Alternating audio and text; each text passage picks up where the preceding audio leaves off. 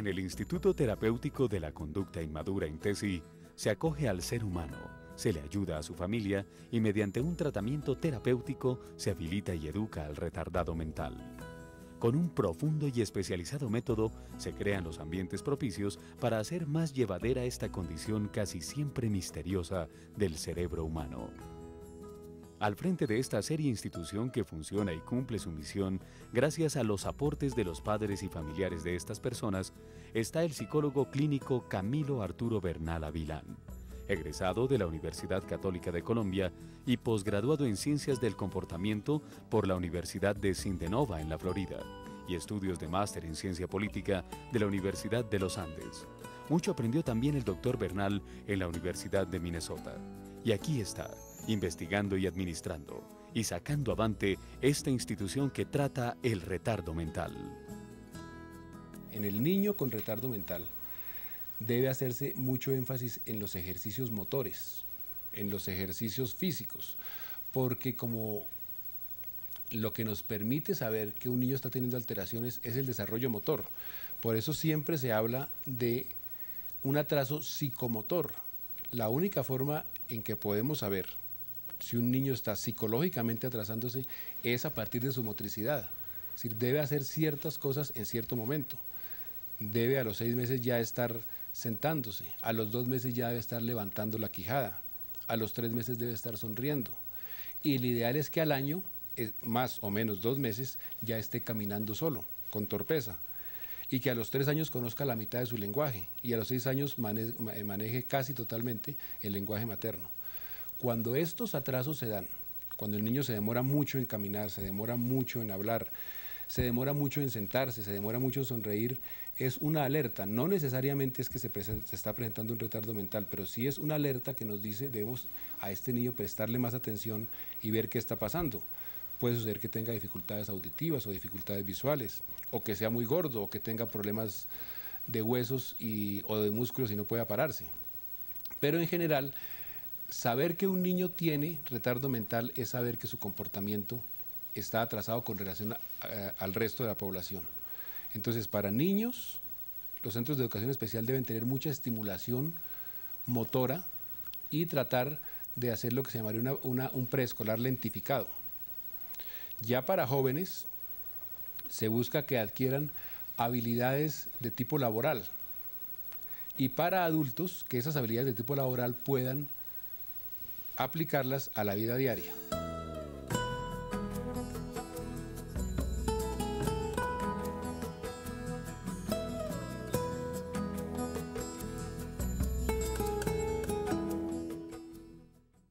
En el retardo mental se ha presentado un acuerdo entre las personas que trabajan con ellos y consiste en que utilicemos un criterio psicométrico, si es que es posible medir la inteligencia para referirnos a ellos. En general, la psicometría nos dice que la inteligencia normal, y por simples formulaciones estadísticas, es de 100 puntos más o menos 15, que es la desviación estándar. O sea, quien tiene una inteligencia por debajo de 85, ya empezaríamos a decir que es un normal poco brillante, hasta la segunda desviación estándar, que son 70 puntos. Entre los 0 puntos y los 70 puntos, podemos clasificar a la persona con retardo mental dentro de 5 categorías, que son el profundo, el severo, el moderado, el leve y el fronterizo o borderline, que llaman, es decir, está en la línea de la frontera entre lo normal y lo patológico.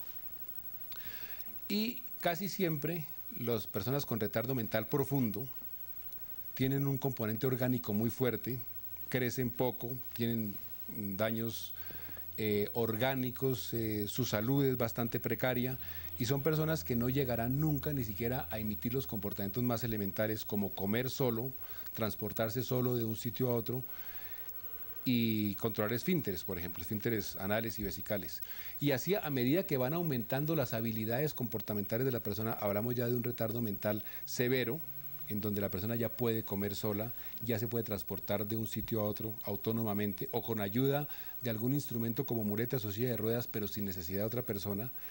ya puede controlar esfínteres, ya puede aprender ciertas cosas elementales como vestirse, como poder cuidar de sí mismo en cosas muy elementales, y académicamente sí están muy incapacitados. Luego viene el retardo mental moderado, en donde ya académicamente equivaldrían casi a un primero de primaria y aprenden algunas habilidades de trabajo, pueden llegar a colaborar en la casa, en el aseo de la casa, pueden hacer tareas muy sencillas. El siguiente nivel, el retardo mental leve, pues ya les permite llegar a un funcionamiento intelectual hasta equivalente a un tercero o cuarto de primaria, y son personas que necesitan de muy poca ayuda para su manejo personal, pero necesitan siempre ayuda para el manejo en la relación con el entorno. Las personas con retardo, los normales poco brillantes o las personas que tienen retardo mental borderline o fronterizo, no deben estar nunca en instituciones para retardo mental permanentemente, sino que deben estar recibiendo el apoyo de la familia, y son personas que pueden llegar a buscar algún trabajo con alguna autonomía laboral, pero siempre necesitarán del apoyo de sus familiares para tomar decisiones importantes, como relacionadas con el matrimonio. Y en el caso de que tengan bienes de fortuna, no es conveniente que ellos decidan sobre los mismos, porque pueden ser aprovechados. La gente se aprovecha mucho del que tiene un retardo mental leve para coger en su provecho y para usarlo en su provecho. También pueden ser personas, hay que tener mucho cuidado con los que están ya por fuera, porque pueden ser víctimas fáciles de los homosexuales, víctimas fáciles de las personas que los inducen a cometer delitos, porque ellos no tienen un criterio moral muy fuerte para decir qué es lo que yo debo hacer o lo que no debo hacer, sino más bien lo convencen de que a usted le conviene hacer eso, y a veces los usan para hacer robos, cosas de ese tipo.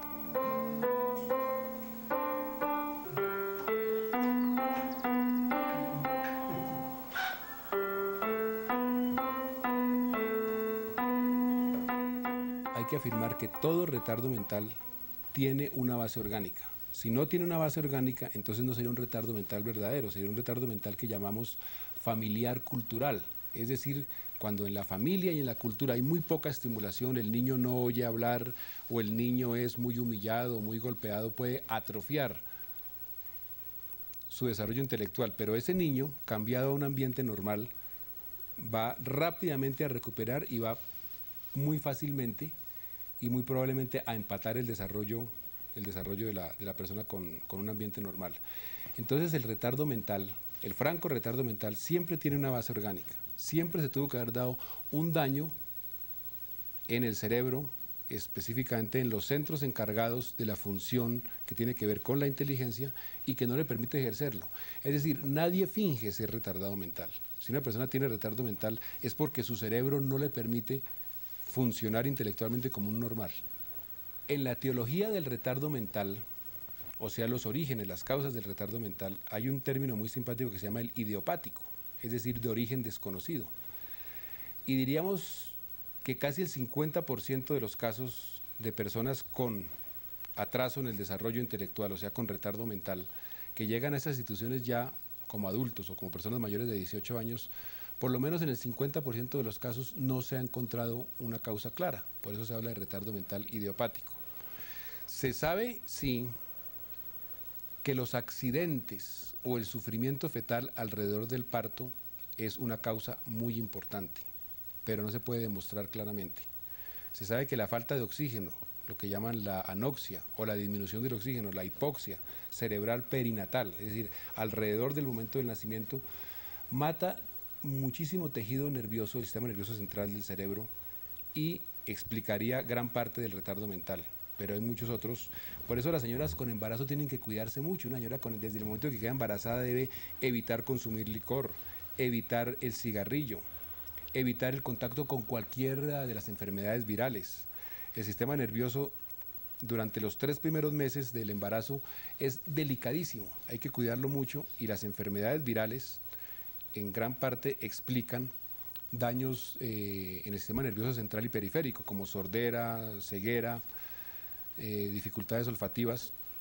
O sea que lo que uno podría decir, todos tenemos una posibilidad muy alta de tener un hijo con retardo mental. Nadie puede decir yo no lo voy a tener.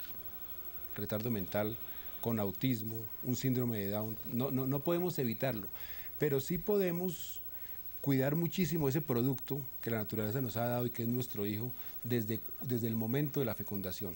es cuidar a la mujer embarazada, atenderle bien el parto y estimular de una manera psicológica y de una manera material al niño recién nacido, es una muy buena medida preventiva para disminuir el retardo mental.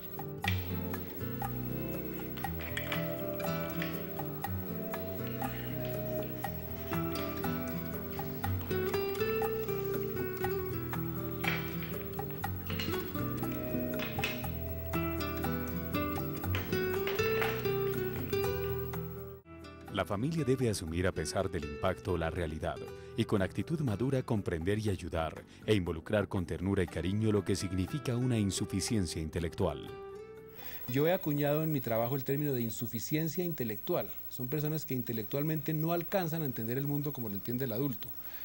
Y si tienen un ambiente rico, un ambiente donde hay mucho contacto con la persona con inteligencia normal, van a estar funcionando al máximo de lo que pueden.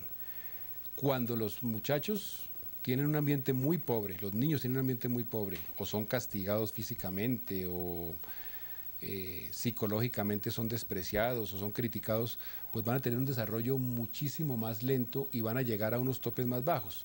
Pero de todas maneras, un ambiente, por más adecuado que sea, no importa lo bien diseñado que esté, nunca podrá compensar el daño orgánico que existe dentro del cerebro de la persona que presenta retardo mental. Para eliminar totalmente el retardo mental no tenemos en este momento una solución. En INTESI el principio es aceptación y superación.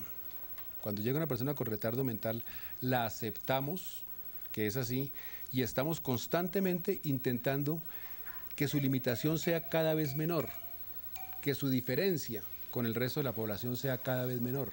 En ese sentido, estamos buscando una superación permanente, una comprensión más compleja del mundo, una madurez afectiva, una madurez emocional, unas relaciones humanas justas, equitativas. En ese sentido puede mejorar mucho y puede progresar, digamos, un 10, un 15% de coeficiente intelectual. Pero no podemos, a través de un tratamiento ambiental, modificar una alteración biológica. Es legendario y se pierde en el tiempo. Ni la academia ni la ciencia han podido solucionar por fin esta lesión cerebral. Es un reto y una utopía ganar la batalla al retardo mental. El retardo mental ha pasado por muchas etapas en donde se maneja un modelo médico con farmacología, luego se maneja un modelo ambiental como estas instituciones. Yo no podría decir que exista en este momento algo que esté como de impacto. En la ciencia casi no hay modas. En la ciencia tiene la característica de que es pública, de que es general, de que es extravertida. Entonces, si se sabe algo, si llega a salir una droga, por ejemplo, que pudiera mejorar el funcionamiento de las neuronas que están alteradas, se debería conocer en todo el mundo. En este momento estamos trabajando más dentro de un modelo ambiental, más que farmacológico, aunque nos apoyamos en los psicofármacos para mejorar algunas dificultades emocionales y comportamentales. Lo fundamental es un ambiente enriquecedor, un ambiente estimulante, un ambiente donde permanentemente la persona tenga la posibilidad de un reto un poquitico más difícil. Decía un gran psicólogo norteamericano que el ideal del maestro es aquel que no está ni muy lejos del alumno, porque el alumno lo admira, pero no puede alcanzar ni tan cerca al alumno que no aprende nada, sino el maestro que está levemente por encima del alumno y puede de esa manera estar todo el tiempo trayéndolo, haciéndolo que mejore y que incremente. Eso es lo que hacemos con el retardo mental, pero no se ha dado ninguna revolución dentro del tratamiento del retardo mental en cuanto a la curación. Y a pesar del imposible, expertos, psicólogos, terapeutas, enfermeras se entregan con ahínco, proyectan su conocimiento, aplican sus métodos. Ellas fundamentalmente aplican niveles de funcionamiento o inventarios de comportamiento cuando llega la persona. Dicen, esta persona distingue los colores, pero no los distingue todos, sabe las letras, pero no las sabe todas, o ya sabe leer, entonces necesita mejorar en la lectura. Y nosotros lo que hacemos es tener una línea de entrada. La persona llega aquí y tiene una línea de entrada que nos permite diagnosticarla como una persona con retardo mental.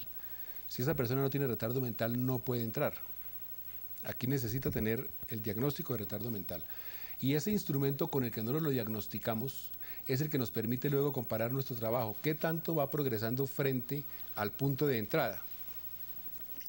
Y siempre hay un progreso, siempre hay un progreso. Si no es de tipo intelectual, es de tipo afectivo, porque todos en la vida vamos creciendo y las personas con retardo mental afectivamente también van creciendo, van desarrollando empatía hacia sus compañeros, los problemas de agresividad, de autoagresividad se van disminuyendo en la medida en que tienen mayor respeto por el ambiente y mayor respeto por ellos mismos. Pero realmente nuestro instrumento principal es el ambiente. Yo diría que este es un ambiente diseñado para que las personas sean felices, sean productivas. Hay que aclarar que es un ambiente artificial, es un ambiente prostético, así como una prótesis dental.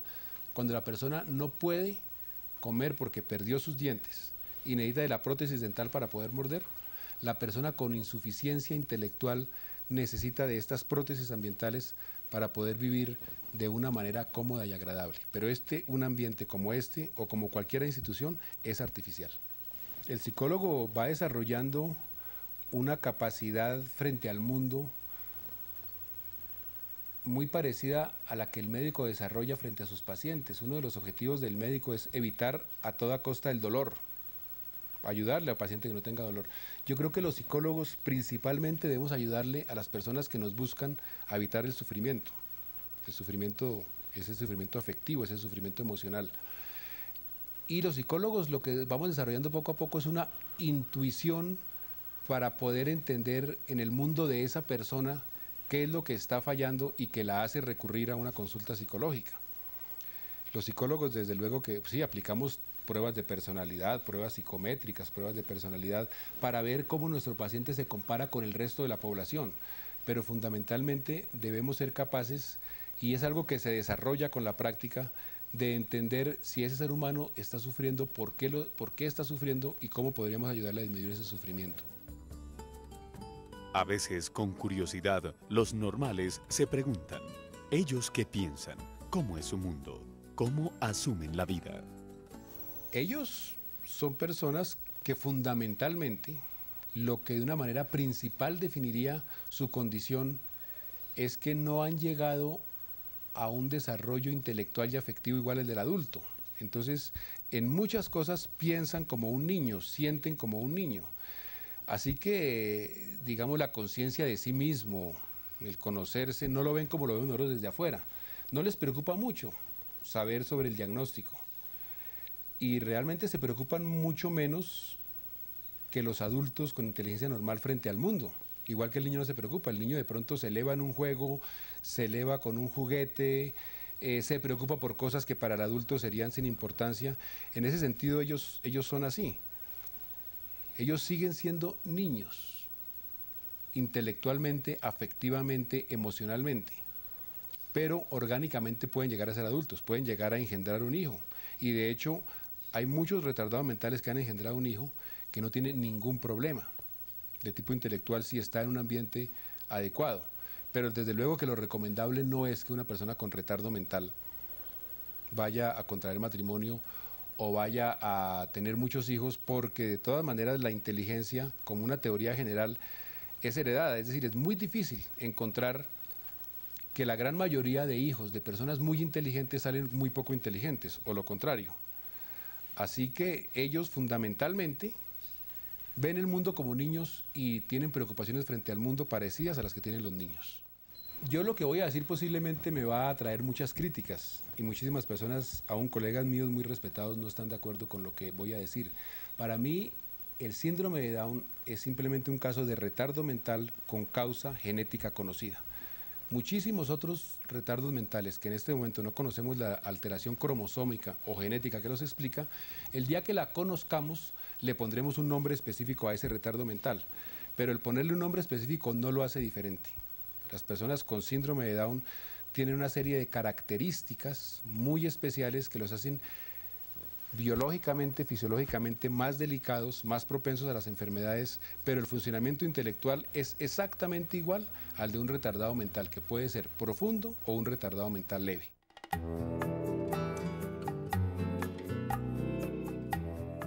Caos, violencia, miedos, pánico y estrés.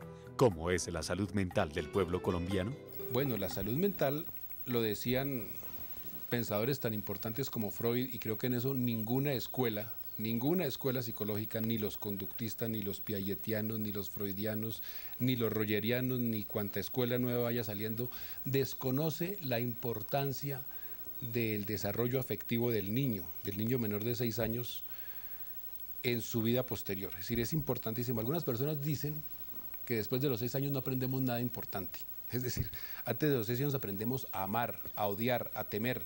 Nuestra relación con nuestros padres, especialmente con nuestra madre, nos deja toda la vida marcados para interactuar. Entonces, en un país donde hay violencia, donde hay trauma, donde hay abandono, donde hay falta de respeto por el ser humano, quien más sufre es el más débil, el niño. Yo creo que nuestra niñez está sufriendo mucho, y un niño que sufre mucho es un adulto infeliz.